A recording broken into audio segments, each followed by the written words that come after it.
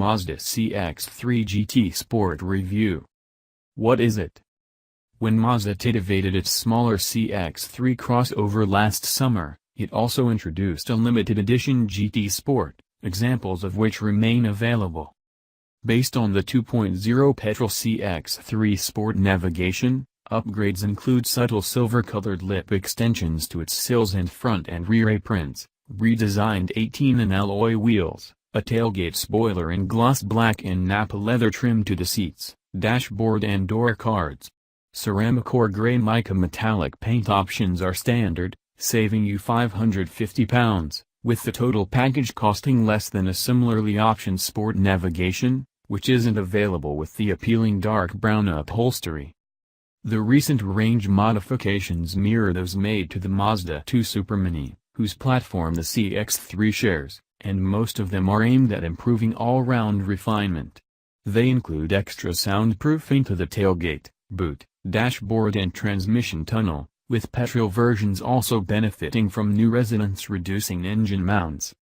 Slightly revised dampers aim smooth the ride, with the front lower arm bushes reworked to improve small bump compliance. The electric power steering has also been recalibrated to improve precision and linearity, and all topped off with a redesigned wheel. Mazda claims that the steering is now less affected by driveline torque inputs, with its G-vectoring control system minutely adjusting the engine's output during brisker cornering to achieve this. The same software is also said to strengthen straight-line stability. The CX-3's electronic active safety systems are also upgraded. The city brake feature is now able to operate at higher speeds and to detect pedestrians. What's it like?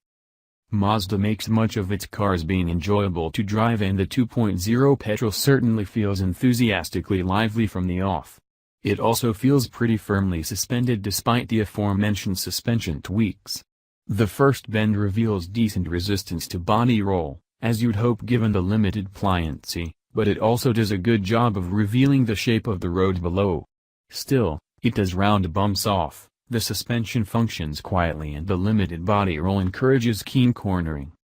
The CX-3 responds effectively enough to this, but without the verve that Mazda's dynamic ambitions, and the engine's power delivery, promise. The suspension's rather wooden reaction to topography and the steering's lack of road feel are the cause, despite the wheel's decent precision and consistency. Only keen drivers will pick up on this shortfall, however, because the CX-3 is entirely capable, even if it's stiff-legged. The powertrain is more polished. There's a good spread of torque, the peak arriving quite early for a petrol at 2,800 revolutions per minute. This is doubtless why the gear change indicator encourages upshifts well before you might expect to make them.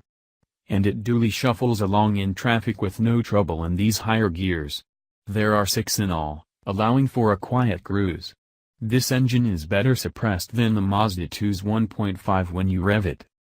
The not far off ox-blood brown leather of the GT Sport certainly lifts the ambience of the interior. The seats are trimmed with a mix of this and similarly hued suede. The brown leather dashboard crash pad also adds classy contrast to the hard plastic of the main fascia molding.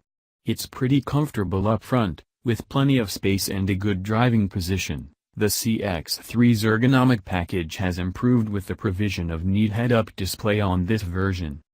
Rear room is less impressive, the packaging here being better suited to growing kids than adults. But the boot is reasonably sized and comes with a false floor that provides a flat platform when the backrests are dropped. Should I buy one? The ambitiously named GT Sport isn't a bad deal if you fancy a high-end CX-3. The flashier paint and more sophisticated interior are better value than a heavily optioned version of the model on which it's based, and you can't have the brown leather and body kit extensions on the Sport navigation, anyway. Once this limited edition is sold out, these features are bound to reappear. Whether you should buy a CX-3 ahead of other crossovers is another issue. The revised CX-3 is undoubtedly a little more civilized than it was, but there's strong to overwhelming competition from the Citgo and Nissan Qashqai, both of which are better all-rounders, and if you fancy something more offbeat, the Toyota CHR appeals despite disappointing engines. The CX-3 is stylish, but it needs more depth of sophistication.